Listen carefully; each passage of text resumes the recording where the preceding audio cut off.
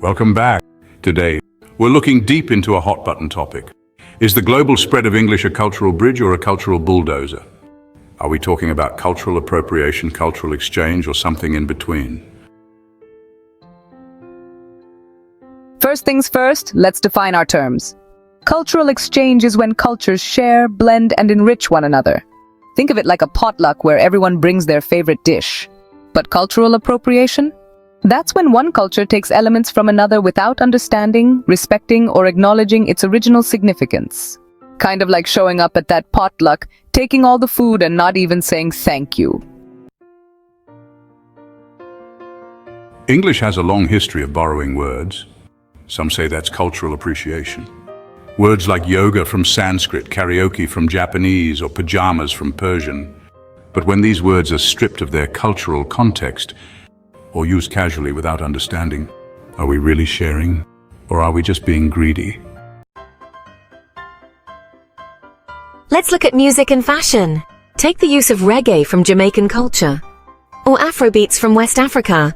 They've gone global, thanks in part to English-speaking markets. But when fashion brands use indigenous patterns or hairstyles for profit without acknowledgement, people call foul. Is this cross-cultural inspiration? Or are we on the highway to appropriation? Think about the borrowed English phrases we all use. Deadline weekend.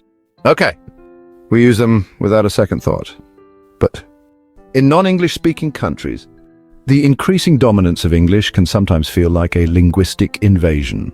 Schools, businesses, and even pop culture may prioritize English, leaving local languages and dialects to wither. Are we all better off? Or does something precious get lost? Look at the rise of English in media. Hollywood movies, English pop songs, global business meetings, all in English. Is this just globalization? Or does it edge dangerously close to linguistic imperialism? For every local language that fades, we lose a unique way of seeing the world. Take Kenya, for example. English and Swahili are the official languages, but English often takes precedence in business and education. Does this mean more opportunities for Kenyans on the global stage? Or does it erode local languages and culture? But let's flip the script. How about when English speakers borrow from other cultures?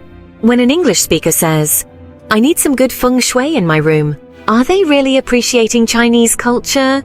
Or just appropriating a buzzword? Next thing you know, they're selling Zen garden starter kits at the supermarket. So is this cultural exchange? Or is it another example of cherry-picking the fun parts of a culture, while ignoring the deeper meanings?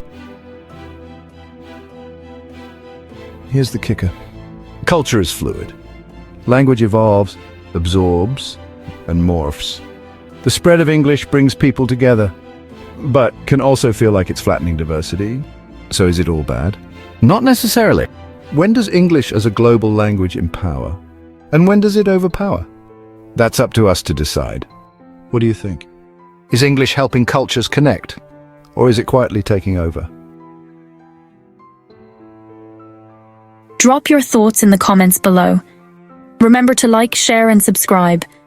And keep the conversation going, because understanding starts with dialogue.